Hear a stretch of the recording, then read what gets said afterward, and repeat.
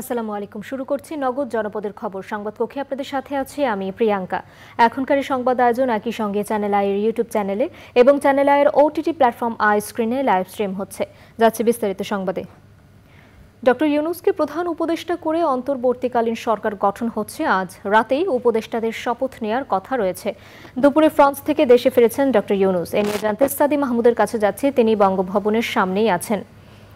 সাদি, অন্তর্বর্তী সরকার গঠন কার্যক্রম এবং ডক্টর ইউনূসের দেশে ফেরা নিয়ে বিস্তারিত আমাদের জানাবেন।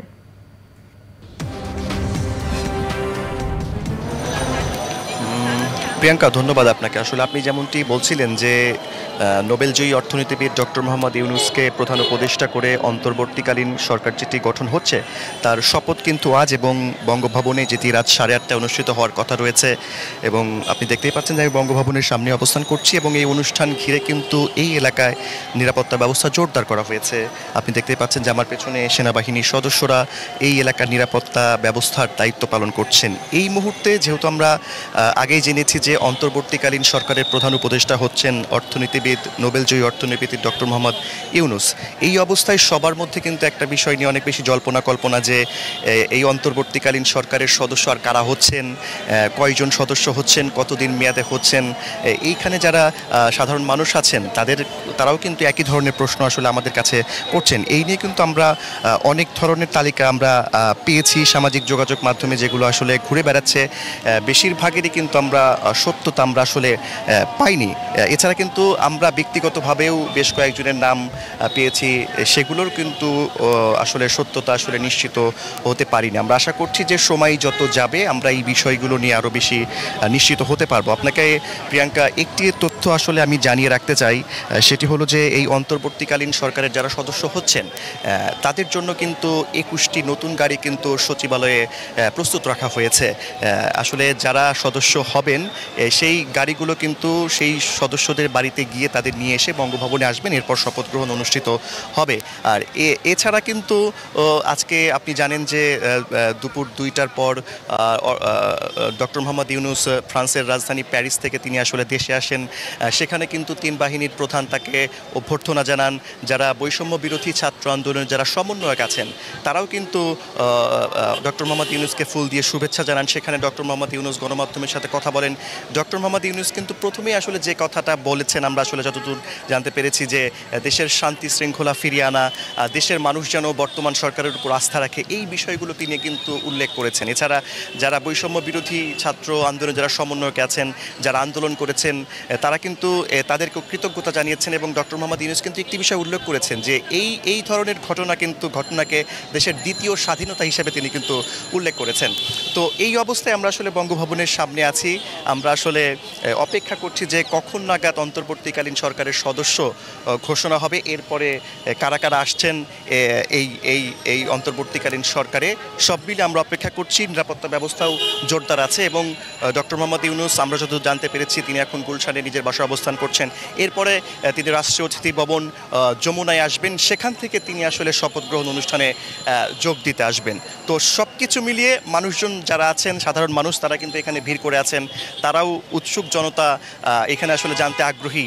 তবে তাদের সাথেও আমি কথা বলেছি, তারা কিন্তু একটি বিষয় উল্লেখ করেছেন যে যেই আসুক অন্তর্বর্তীকালীন সরকারের সদস্য যারাই হোক, তারাই যেন দেশের উন্নয়নে কাজ করে এবং দেশকে আবার নতুন করে গড়ে তুলতে তারা যেন কাজ করেন।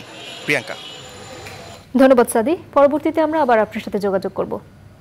নোবেলজয়ী ডক্টর মোহাম্মদ ইউনূস বিশৃঙ্খলা ও সহিংসতা পরিহার করে শান্তির পথে এগিয়ে চলার আহ্বান জানিয়েছেন।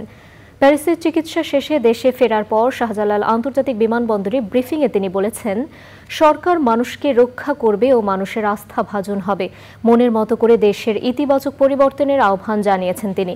ডক্টর ইউনূস বলেছেন, কারো ওপর আক্রমণ নয়, সবাইকে রক্ষা করতে হবে। দুপুর 2:10 তাকে বহনকারী উড়োজাহাজটি বিমানবন্দরে অবতরণ করে।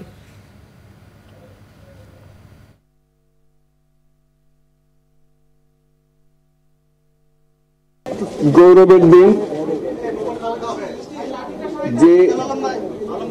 যে বিপ্লবের মাধ্যমে বাংলাদেশ আজকে নতুন বিজয় দিবস সৃষ্টি করল, সেটাকে সামনে রেখে এবং আরো মজবুত করে আমাদেরকে সামনে এগিয়ে যেতে হবে। যারা এটা সম্ভব করেছে, যে তরুণ সমাজ, তাদের প্রতি আমি আবার সমস্ত প্রশংসা এবং কৃতজ্ঞতা জানাচ্ছি তাদেরকে। তারা আমার পাশে আছে। এরা এই দেশকে রক্ষা করেছে, এই দেশকে নতুনভাবে পুনর্জন্ম দিয়েছে এবং এই পুনর্জন্মে যে বাংলাদেশ পেলাম, সেই বাংলাদেশ যেন অত্যন্ত দ্রুত গতিতে এগিয়ে চলতে পারে, সেটাই হলো আমাদের শপথ। সেটা আমরা রক্ষা করতে চাই, এগিয়ে যেতে চাই। আজকে আবু সাঈদের কথা মনে পড়ছে আমাদের, যে আবু সাঈদের ছবি বাংলাদেশের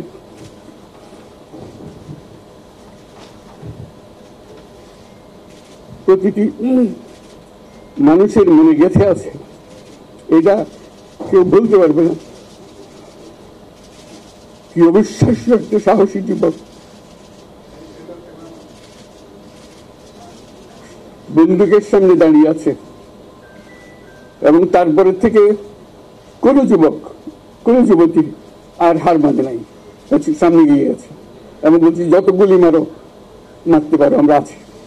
তো যার কারণে এটা সারা বাংলাদেশ জুড়ে এই আন্দোলন ছড়িয়ে গেছে এবং যার কারণে বাংলাদেশ এই দ্বিতীয়বার স্বাধীনতা অর্জন করলো। এই স্বাধীনতাটা আমাদেরকে রক্ষা করতেই হবে।